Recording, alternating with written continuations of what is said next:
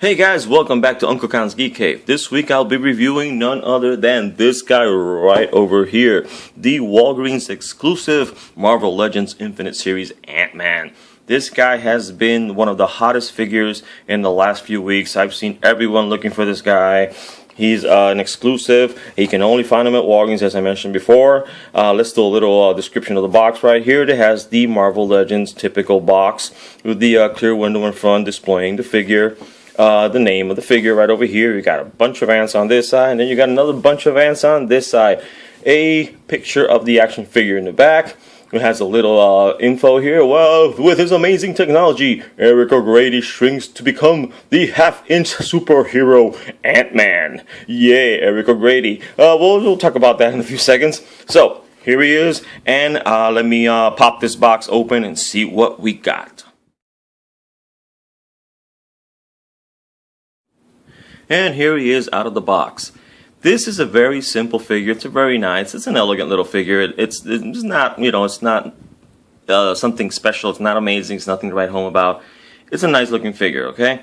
From what I understand, there have been three Ant-Man, right? Or Ant-Men, whatever you want to call them. It was Hank Pym, then you got Scott Lang, and then you got Eric O'Grady. He's the third guy to don the Ant-Man suit. But the thing is that everyone that I've spoken to says that this is not really the Eric O'Grady suit. This is the Black Ant suit, which basically happens after O'Grady dies. He's killed by the Descendants, if I had my information correctly. So they make a life model decoy, which is basically 3 words too many for android, and this is what he becomes, the Black Ant.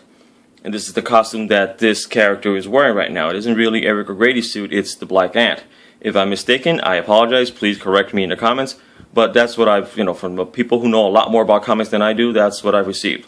But anyway, it's still a good looking figure. Let me go into the articulation in 1 second. Now, speaking of articulation, this figure has your basic Marvel Legends configuration for its movements. You have a head which is very loose. This guy, well, at least my figure is very loose. It goes all the way around, does a full Linda Blair for us. It does go way up, and it does go way down. But it doesn't have any kind of, not much pivot to the sides. That's about as far as it goes, okay? His shoulders have these really great, like, double jointed things here where he does all the way around. You can make him do basically like he was doing flies on a bench, that kind of thing. It goes all the way around. Of course, they do 360s. He does have a bicep swivel, double jointed elbows. His wrists move in and they move out, okay? Does he have an ab crunch? Yes, he does, and it's a pretty good one too.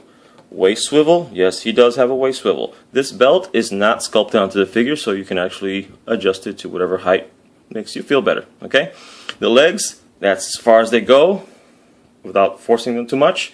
He does have a thigh swivel right over here, and he does have double jointed knees, so you can bend those things really well, okay?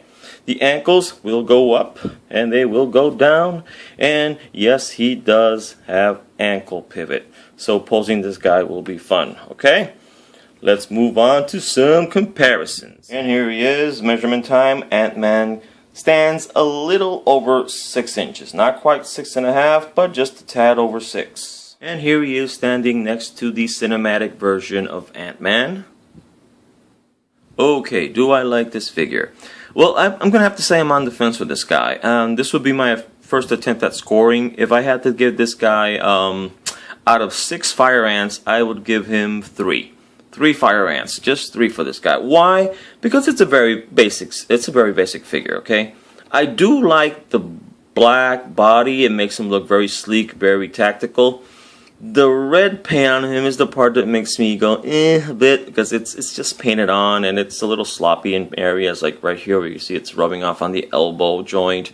And I don't know if it's coming through that well, but on the chest area it's starting to thin out where you can actually see the black paint behind it. And this figure is just out of the box, okay?